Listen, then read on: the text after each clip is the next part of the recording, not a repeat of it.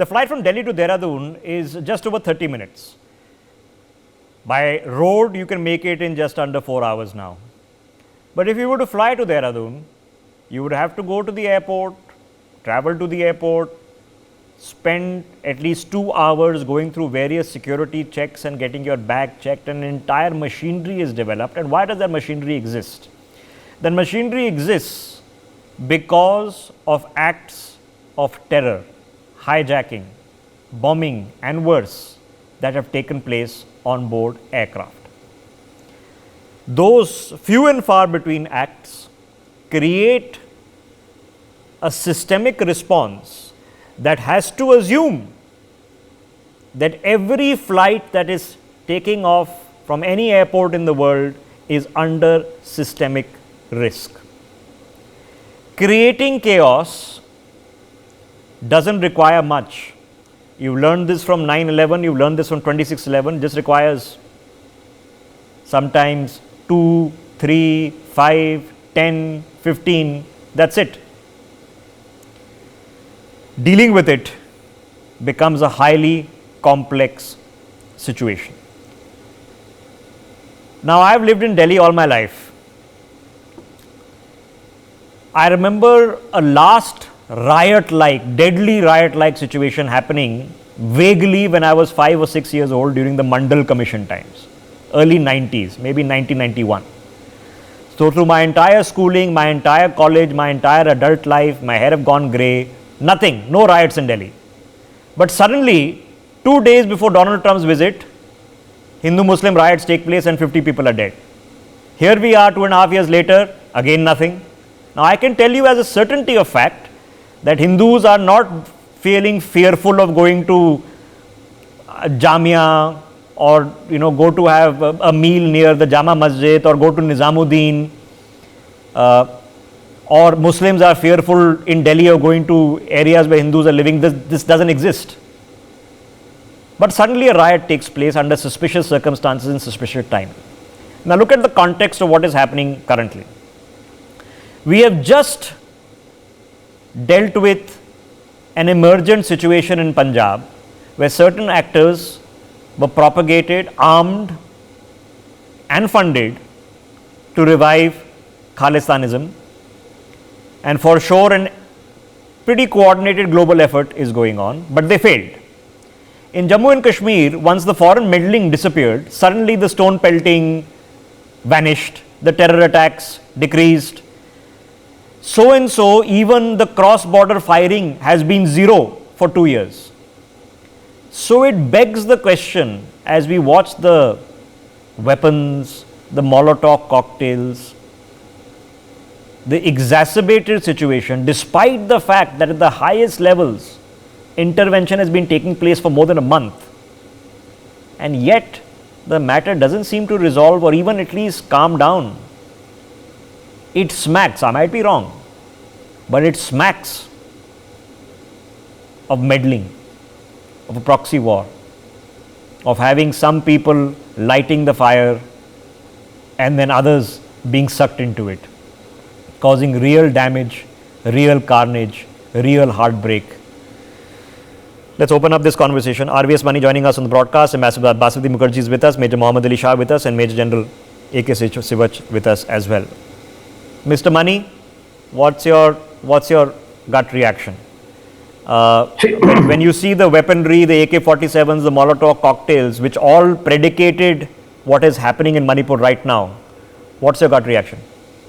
See, basically it was happening because if you have seen, take it over, there are few very important decisions which have happened prior to the entire thing off.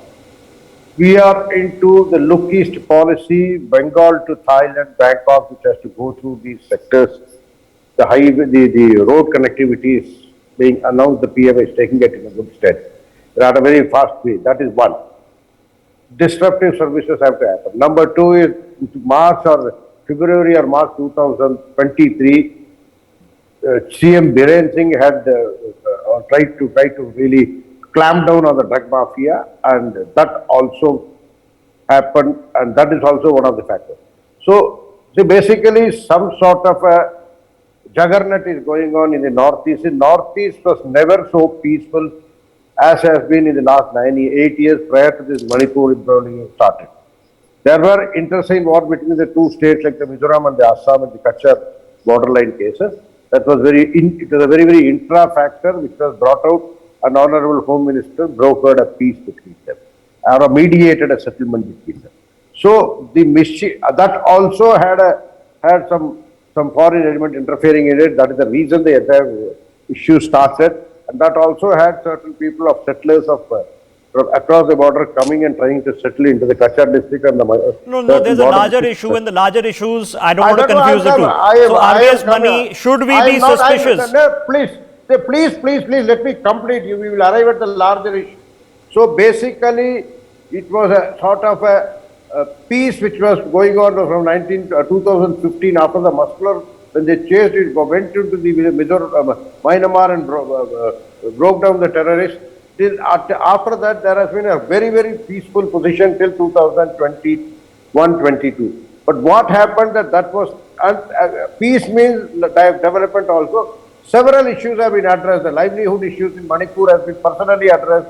The infrastructure has increased manifold, etc. These are all signs that progress was happening, and that is what was not digestible, because in Manipur there are certain, in the northeast there are certain insurgent groups operating from across the border. India insurgent groups, they want disruption, they want lack of peace, so that they can. Yeah, but these are known entities, right? So I'm again trying to come to the specifics, because again, if we try to address the entire issue, we won't be able to do it in 20 minutes. Let me quickly get Ambassador Mukherjee into this. Ambassador Mukherjee, might be wrong, and there's no indication or a statement from any authority to indicate otherwise. But when we looked at the build-up to what has happened in the past few weeks, and we saw the weaponry, the efforts to actually take back the weaponry, the AK-47s. I mean, you and I can understand a knife, maybe even in the context of a country firearm, but advanced weaponry, people at home making Molotov cocktails, not something that you and I have in our garage a few Molotov cocktails handy. It almost smacked of people who were trained, who knew what they were doing, who were put out there to create an unstable situation. Does it smack of the same to you?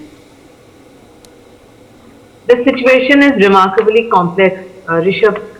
I have spent behind closed doors more than 3 hours with both groups in the recent past.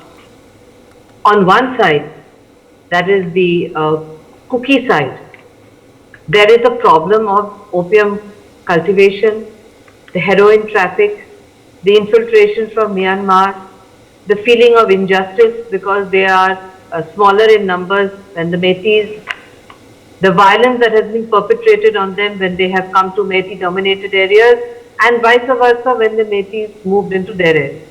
As far as the Métis are concerned, they firmly believe that they would like to keep the state together, but their sentiments got exacerbated after the acting Chief Justice spoke about reservation for Métis.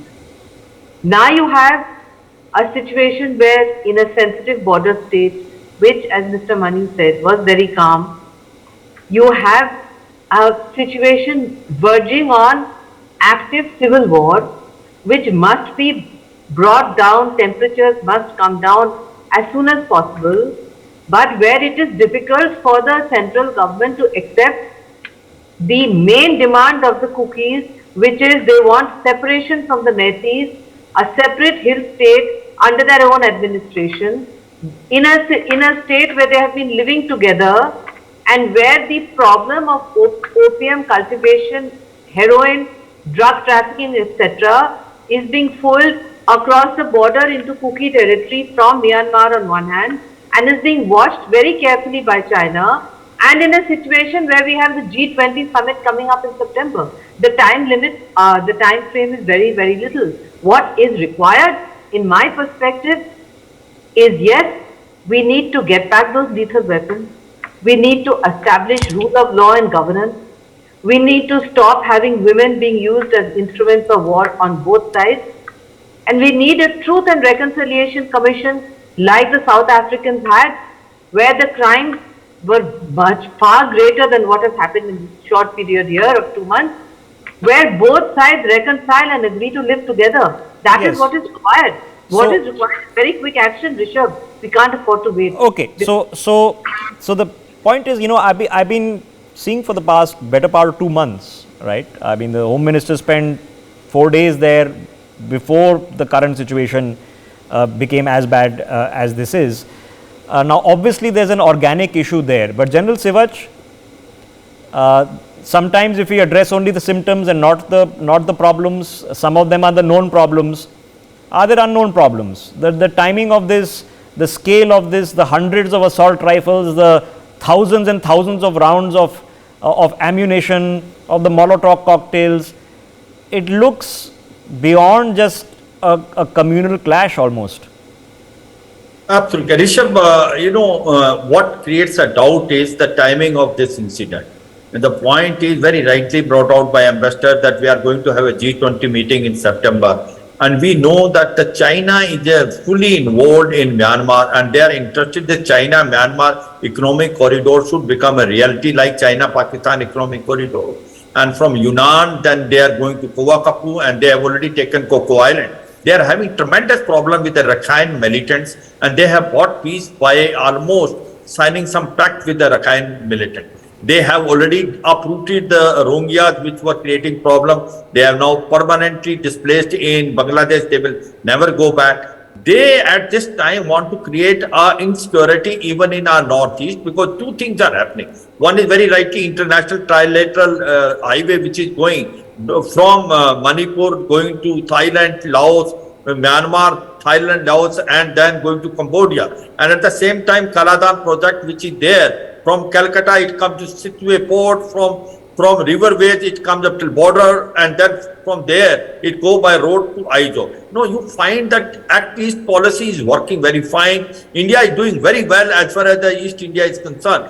So now this is not likened to the China, and China has created this. There are footprints of China getting involved in what a situation happened. Overnight, how come the situation deteriorated so much?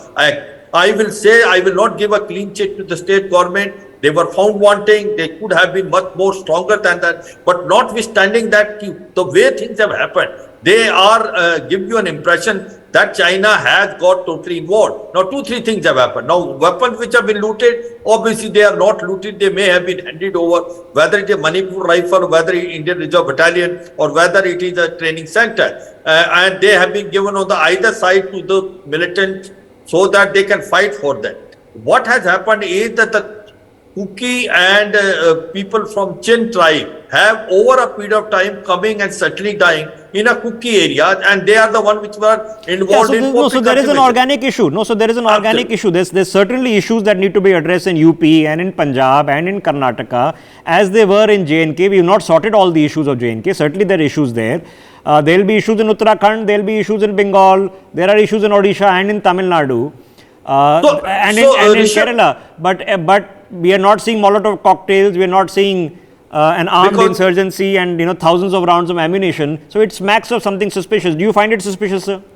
Yes, I am saying that. See, there are fault lines, no doubt. But these fault lines have been exploited by China, and there is no doubt about it. As on today, there are 10,000 weapons there in the society. Okay. The society is totally charged. Until you don't get these weapons, you don't find it is surprisingly easy, ladies and gentlemen, to create a crisis. It's surprisingly. Don't believe me? Watch the movie Batman. Okay, it just takes a few crazy people with the right amount of resources to come and create a crisis. Major Shah is also with us. Major Shah, there have been long-standing problems and pretty much every part of the country, every individual in a free country has long-standing problems. We have long-standing problems in every part of the country.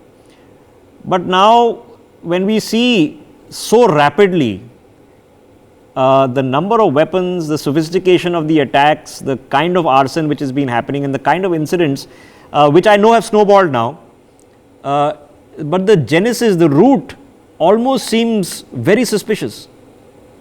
Right, Rishabh, you mentioned about the arms and ammunition. So I will tell you on July 14th, there was a very high profile webinar where many experts from the Northeast were called who had served in the Northeast.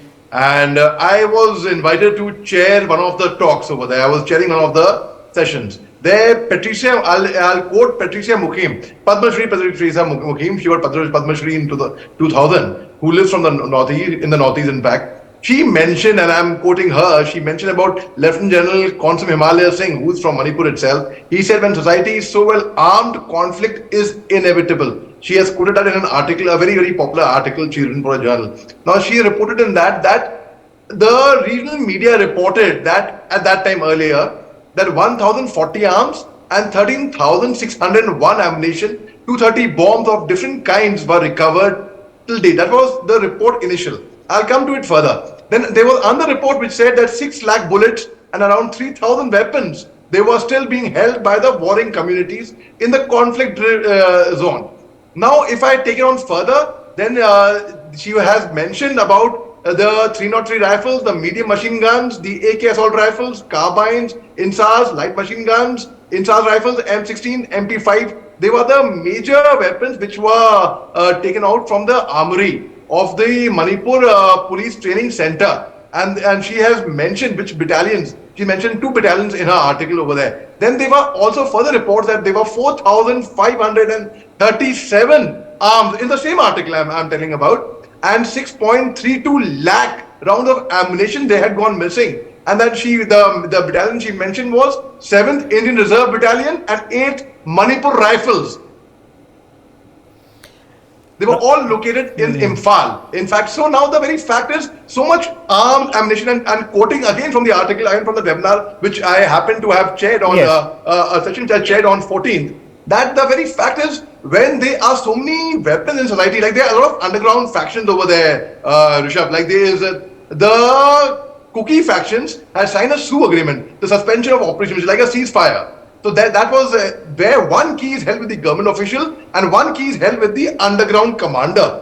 And it's, in fact, I had the honor of interviewing Patricia Mukim a few days back. In fact, I had the honor of interviewing Lieutenant General Consul Himalaya Singh as well. And what I gathered from both their inputs was this again, that, you know, they have their underground factions of the Maithei section right now, which are not in SU agreement. Like there's KYKL, Changla Yaman, Kanna Lop, there's PLA, People Liberation Army, there's UNLF, there's Nation Liberation Front, and there are other factions like Pulse, which is a smaller. Yeah, right. Okay, so my premise of conversation only is this, that, you know, we have to address the problem. To address the problem, we need to understand the causation of the problem, obviously the existing issues. RVS money has something just organically blown up, that there were pre-existing concerns which we are aware of, and as a happenstance, you know, this just gotten out of hand despite best efforts and best initiatives, and we need to do more for sure. Or has it been provoked? Has it been started for a particular malicious purpose? I would put it that it has been provoked from whatever invisible hand which have been active there, which have been trying to disrupt India forces are already active there. Because internally the metabolism was generally very good between the cookies, different ethnic groups.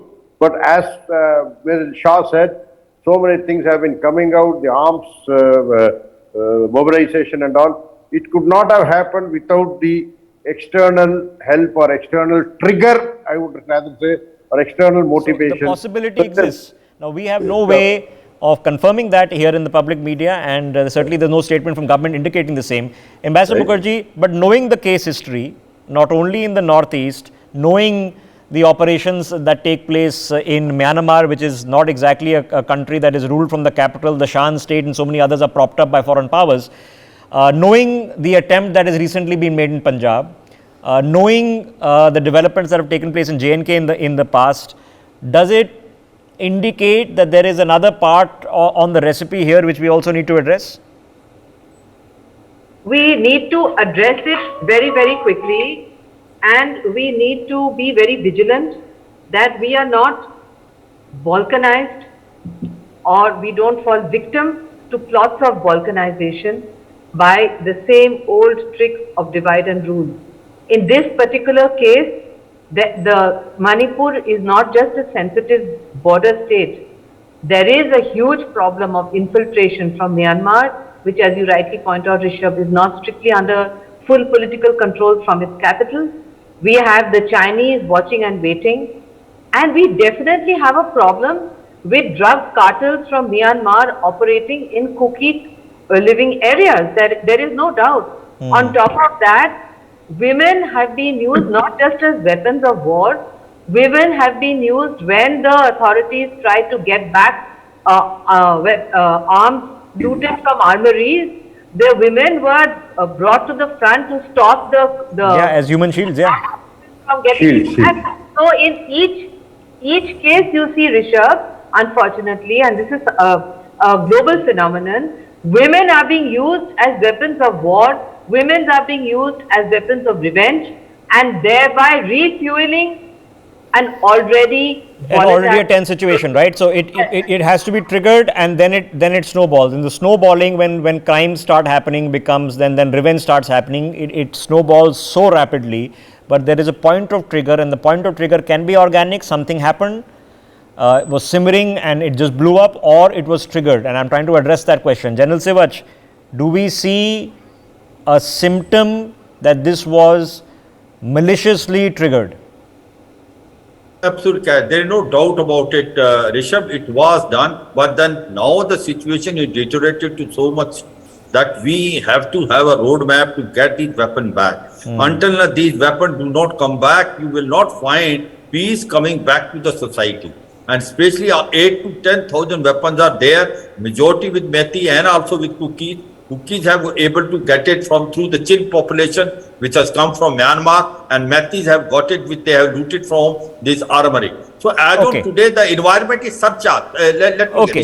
Yeah. So the point is, how do we ensure that these weapons get, and you can only do unified command is the answer. Make a unified command under the army commander and which function under the political head. No, way so the it has weapons happened in either the they have to be voluntarily handed over and peace has They will to not come, be. They or will if they're not not be. voluntarily handed over, they have to be taken away. It's very simple. Okay, so here's the premise, and I just want to leave. If you are from Manipur, living in Manipur, or living outside the state in other parts of the I have a country, small point, Rishabh. quickly, General Major Shah, quickly, 30 seconds. Right. Rishabh, we have a border with Myanmar of 398 kilometers, right? Which is a very porous border. It's not fenced because it's actually practically impossible to fence that border. And even if we fence it, we need to man that border thereafter. I hope and I wish that border gets fenced. That's one problem. Now, the very fact that there's a pact between India and Myanmar, where because there are a lot of people from their tribe, their affinity is there. Okay, Major Shah, let's be realistic. Myanmar is in no capacity in the capital to enforce any pact with India on the Indo-Myanmar border. They can't do it. They can't operationalize. We can.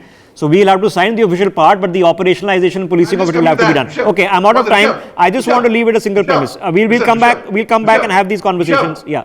Let me complete this quickly. So there is a pact of 16 kilometers. One can go deep inside from Myanmar. Yes. They come into India 16 kilometers. Indians can go into Myanmar 16 kilometers with the permission of the Gaon Buddha, the village Sarpanch, the village Panchayat, the head of the village.